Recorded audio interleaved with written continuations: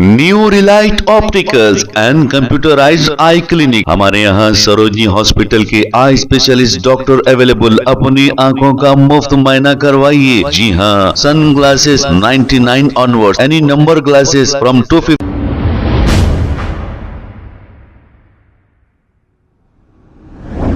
अस्सलाम वालेकुम नाजरीन, 7H न्यूज सच को रखे आपके आगे।